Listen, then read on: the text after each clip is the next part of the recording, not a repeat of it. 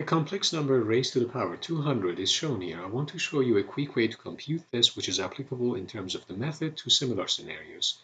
The idea is if I can represent 0.6, so if 0.6 plus j theta or j 0.8 can be represented in the form of cosine theta plus j sine theta, then things become extremely simple in terms of a quick way to compute this.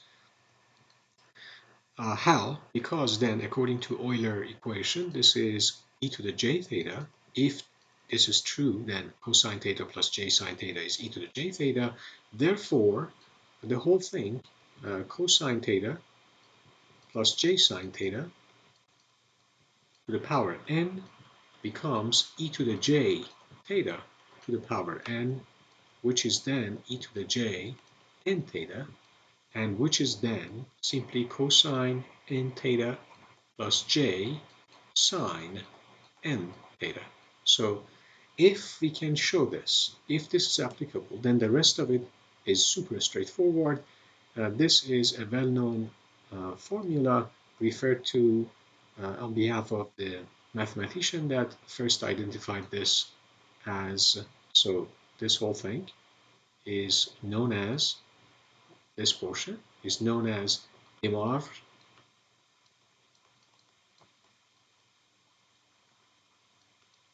formula. Okay, so how do we then check this? It's not difficult. So what we do is we just double check what is 0.6. It's 3 over 5. And then 0.8, which is 4 over 5.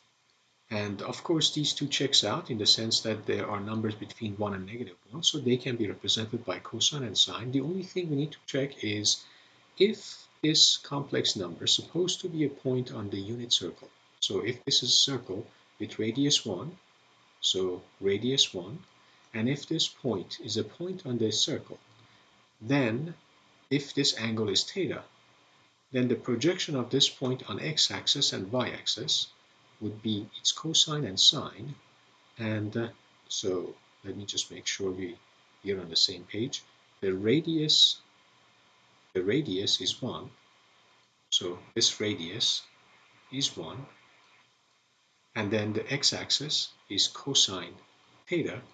The y-axis, the vertical value, is sine theta. So obviously we need to check whether cosine squared theta plus sine squared theta is equal to 1. Whether that's the case, so that this cosine plus j sine would be effectively the real and imaginary part of this point on the complex plane or the Cartesian plane. So let's check that.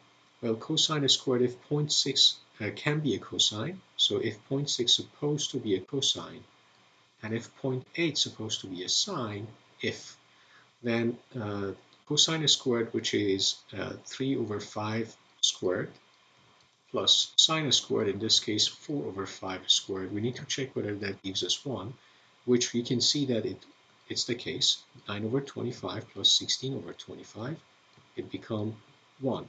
So it checks out. What is this angle? Well, if cosine theta is 0.6, we get that theta should be, so arc cosine or inverse cosine of 0.6, which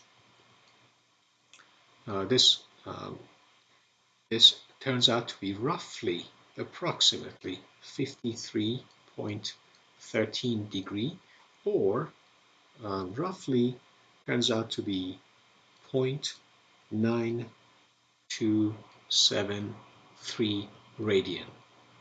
We need to keep working with radian. So that is the value for theta. And now looking at the Moivre formula above, which is basically just a simple extension of Euler's equation, is just finding n theta then. So we need to then find n theta. So in this case, n is 200. So n theta is equal to 200 theta is equal to, so 200 theta is equal to 200 times 0.9273 radian, and therefore that is equal to, um, so you end up with roughly, so you end up with 6, and then 4, and then point 5, and we have 18. So 185.46 radian. Okay, so the only thing we need to do is then we just need to find cosine n theta and j sine n theta, and then we are done. So the conclusion is, in summary, I can say 0.6 plus j.8 to the power 200 is equal to, then I can say cosine of 185.46 radian plus j sine 185.46 radian. So we just need to compute this, which is not difficult. So it will be just one extra step. I'm just bringing up my calculator. So just to make sure that you're not dealing with degree, be careful about that. Or if you are dealing with degree, make sure that your calculator is properly set to consider degree. So in this case, I'm going to get, for the cosine, I'm going to get, let me just make sure I'm not missing something. So let's stick with 185.46, and that's in radian. And I'm going to change to radian, my calculator, and then I'm going to get, for cosine, I'm going to get roughly, in this example, minus 0.994, and for the sine, I'm going to get, so I'm dealing with, again, 185.46 radian, and if I go and compute sine, I'm going to get, so let me make sure I'm just correcting this. So the number I get is minus j, or I, 0.1058.